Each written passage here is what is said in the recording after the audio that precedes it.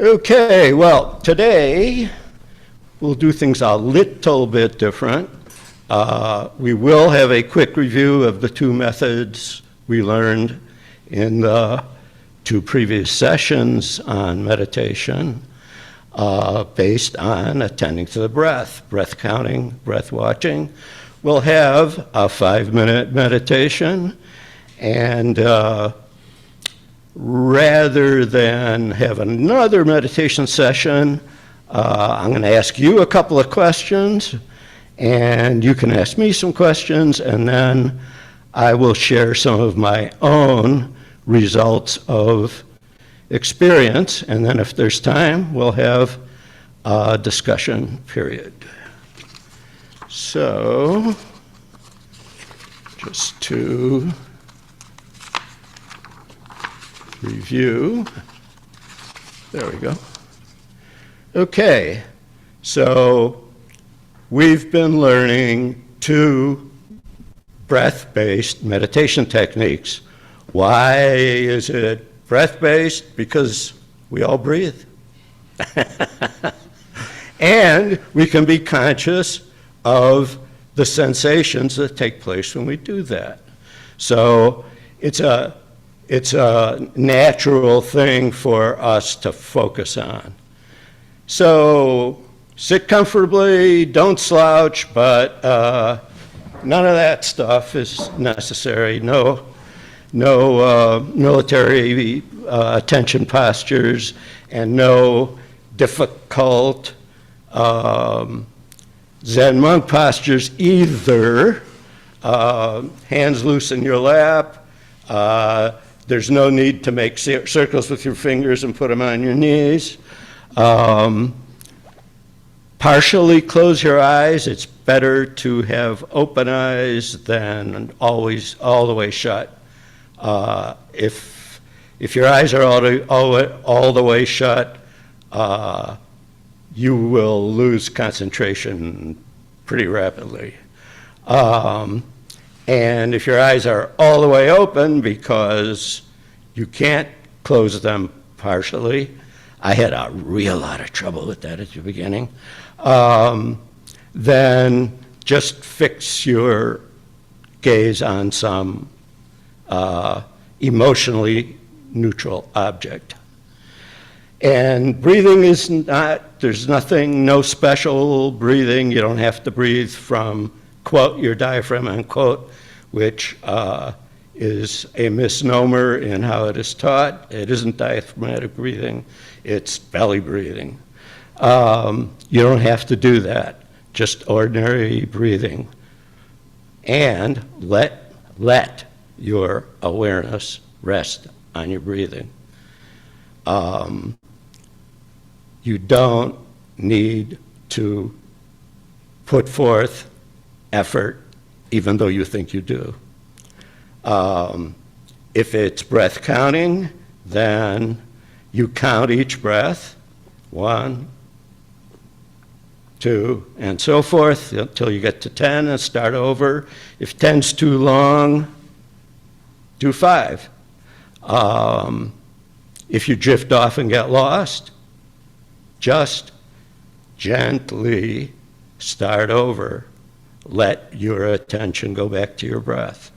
Let your counting start over. You cannot fail at this. This is the practice. The results of practice are that at some point, all effort to do that disappears. But the attention, the consciousness that, oh, I'm thinking about what she said to me, I better get back to looking at my breath and counting. That's the real practice. That is like doing bicep curls or whatever. And gradually you do get stronger in a very hard to define way, I would say. So Just let that be what happens, the breathing, the counting. It can be that the counting itself can be distracting. After all, you're doing two things. You're breathing and you're counting.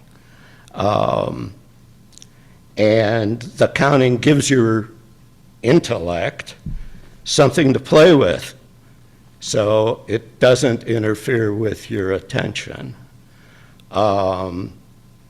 But it can be itself a distraction if you find yourself after some time of regularly doing this practice. And when I say some time, I don't mean the 5 minutes, I mean day after day after day, that the counting and thinking about it and thinking about, oh, I lost it again, is getting in your way, then maybe that's, for your particular brain right now, that's too complicated. So, once again, just sit comfortably, let your body breathe. It knows how. You don't have to tell it. Let your attention rest on your breathing. Let the thoughts go by. You will think. Thoughts will come. That's what your brain is for. But you don't have to get tangled up in them. You don't have to obsess over one kind of thought. You can just, there it went. Yeah, that time I killed that guy by the side of the road. Well, I don't need to keep thinking about that. Okay, and if you drift away, just gently go back. That's the process. You're not doing it wrong by drifting off. You're just feeling the weight, maybe, is a good analogy, if you're doing bicep curls. So, our only official Zen apparatus here is this little bowl that makes a nice chime. And I will ding the bell 3 times, and on the third, we'll start a 5-minute meditation, especially if it brings up the right, there we go. And at the end, on the third ring, we'll stop the meditation.